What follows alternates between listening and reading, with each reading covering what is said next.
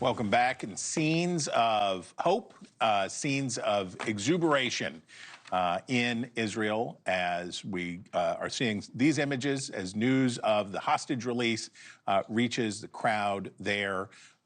Glad tidings indeed. So to talk with us about that is Democratic Congressman Adam Smith. He's a Democrat from Washington State. He joins us from Seattle.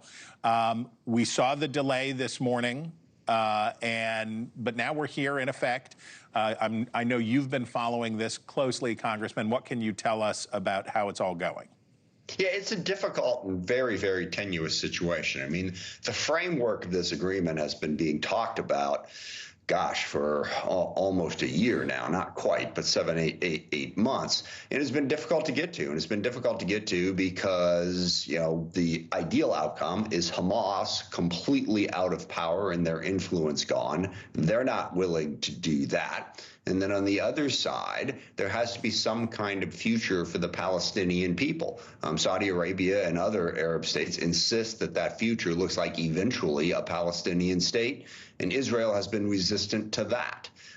So we are cautiously creeping forward, but getting the fighting to stop has always seemed to me to be the first step in getting to a solution to those other two larger problems.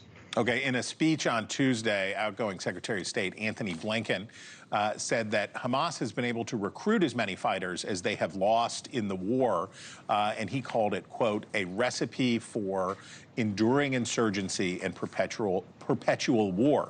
Do you share his bleak assessment? I don't know that I would go that far, but he has certainly identified one of the major problems here. You have to offer an alternative. That's always been the weakness of Netanyahu's approach, because Secretary Blinken is absolutely right. You can certainly create more terrorists. Stanley McChrystal, who led our effort to try to build a network to defeat al-Qaeda, always had that formula. When you're fighting terrorism, it doesn't necessarily mean that if you have 100 terrorists and you kill 3, you have 97 left. Maybe, depends on who you go after, but you have to build a larger future, and that's what under Prime Minister Netanyahu, Israel has not done. I mean, George Will, who I have an incredible amount of respect for, I heard him talking about, working with Saudi Arabia and where we go forward, how we get to that peace agreement that we want between Israel, Saudi Arabia, and the U.S. That simply doesn't happen if you take Netanyahu's approach to the Palestinians, which is to hell with them. Okay? No, you gotta have some kind of future, and what's going on in the West Bank also impacts this. So hopefully the ceasefire holds, but you gotta build on it to have some sort of lasting peace whereby the Palestinian people get to some measure of self-governance. Okay, a big part of all this, though, is going to be Iran. The incoming administration has designs to push an already weakened Iran, which, of course, we all know has been a driving force in destabilizing the region and all of this suffering. How aggressive do you think the Trump administration should be in dealing with Tehran? Well, I think the way to weaken Iran at this point is exactly what we were talking about a moment ago.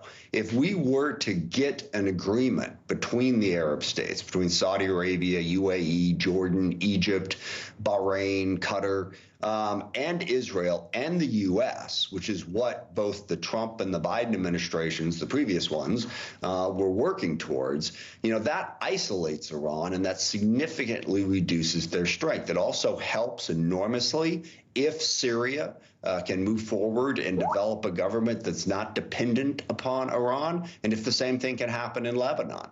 So that's what needs to happen there. I mean, at the moment, yes, keep the pressure up, keep the sanctions up, but there's a real opportunity here, given what happened in Syria, given how Hezbollah has been weakened, to build that alliance that we just talked about, to isolate Iran and force Iran to start making different choices.